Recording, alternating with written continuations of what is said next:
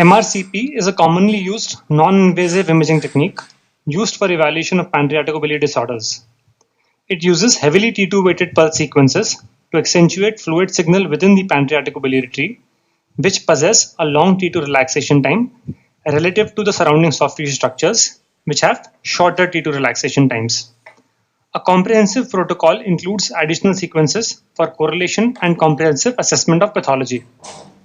Common indications for MRcp are identification of congenital anomalies of the cystic and hepatic ducts, choledocholitis, post-surgical biliary anatomy and complications, pancreatitis, pancreas divisum, biliary strictures, anomalous pancreaticobiliary junction, trauma to the biliary system, and pancreatic cystic lesions. Commonly used protocol for MRcp includes thick slab T2-weighted images, thin T2-weighted images which can be reconstructed in multiple planes, T2 axial and coronal images, T2 fat saturated images which are particularly useful to look for pericholecystic edema and pancreatic parenchymal edema in cases of pancreatitis. T1, DWI and post-contrast images are optional. This is a thick slab T2-weighted MRcp image showing the normal pancreaticobiliary anatomy. The right and the left hepatic duct joined together to form the common hepatic duct. The common hepatic duct is joined by the cystic duct at the medial aspect to form the common bile duct. This is the course of pancreatic duct. This is the confluence of CBD and the pancreatic duct right here. This cystic structure is the gallbladder. This is a part of the stomach and this is the duodenum. These are thin T2-weighted MRcp images. This is the pancreatic duct. Trace it inferiorly to see its entire course. Gallbladder with the calculus within it. Left hepatic duct, right hepatic duct, the common bile duct, terminal common bile duct, terminal pancreatic duct, and the confluence of pancreatic duct and common bile duct.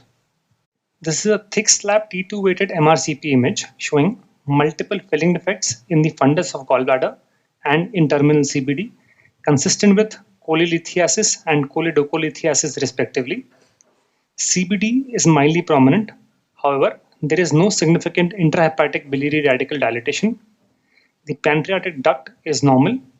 The confluence of CBD and pancreatic duct is also normal. Coronal T2-weighted images of the same patient showing choledocholithiasis and cholelithiasis respectively. In addition to cholelithiasis and choledocholithiasis, T2 axial images show a hypointense fluid level consistent with sludge. Thick slab MRcp images in a patient with upper abdominal pain show multiple calculi filling the entire lumen of gallbladder. No obvious filling defects to suggest calculi seen in common bile duct. Loop-shaped configuration of pancreatic duct is seen. Thick slab T2-weighted MRcp images in another post-cholecystectomy patient showing a calculus at the junction of cystic duct remnant and common bile duct. This is causing significant upstream dilatation of the common bile duct, the cystic duct remnant, and intrahepatic biliary radicals. In addition, there is variant anatomy of the biliary tree with the right posterior sectoral trunk draining directly into the common hepatic duct. Mentioning the variant anatomy becomes important to guide therapeutic procedures.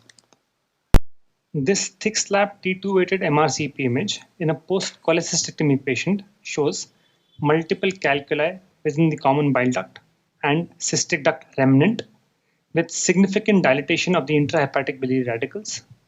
The pancreatic duct appears normal in course and caliber. In addition to the above mentioned findings, T2 coronal images in the same patient shows an accessory pancreatic duct crossing the common bile duct at its anterior aspect and draining into the minor papilla of duodenum. T2 fat saturated images showing the same finding. Thick slab MRcp images show a normal main pancreatic duct which join the distal CBD forming the confluence and draining into the major papilla. A linear hyperintense structure is seen arising from the distal pancreatic duct.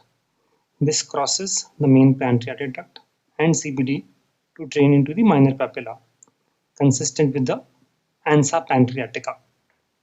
Common bile duct is mildly prominent, however, no obvious filling defect suggesting a calculus seen. Intrahepatic biliary radicals are not dilated. Thick slab MRcp image shows the main pancreatic duct crossing the common bile duct and draining separately into the minor papilla, consistent with pancreas divisum. A linear hyperintense structure is seen inferior to the main pancreatic duct, possibly representing accessory pancreatic duct. This is possibly communicating with the main pancreatic duct as well as the terminal CBD. These findings need to be confirmed on T2 coronal NAXL images. Thin T2 coronal MRcp images in a child presenting with upper abdominal pain show fusiform cystic dilatation of the common hepatic and common bile ducts. This dilatation is seen up to the junction of common bile duct and main pancreatic duct. Abnormal high junction of pancreatic duct and CBD is seen, with an abnormally long common channel which ultimately drains into the major papilla. These findings are consistent with choledochal cyst type 1. Thick slab MRcp image shows the same findings. Thick slab images in a patient with chronic pancreatitis showing a dilated pancreatic duct with multiple intraductal calculi. Thick slab MRcp image in a patient with jaundice shows gross dilatation of the intrahepatic biliary radicals. Gallbladder lumen is only partially visualized. Coronal T2 image shows a mass lesion involving the fundus and body of gallbladder, which is inseparable from the adjacent liver parenchyma. Multiple round to ovoid hyperintense lesions are seen in both lobes of liver. Coronal T2 images of the same patient showing lesion involving the neck of gallbladder, extending into the hepatic hilum, infiltrating the proximal bile ducts and common hepatic duct. Findings consistent with carcinoma gallbladder and hepatic metastasis.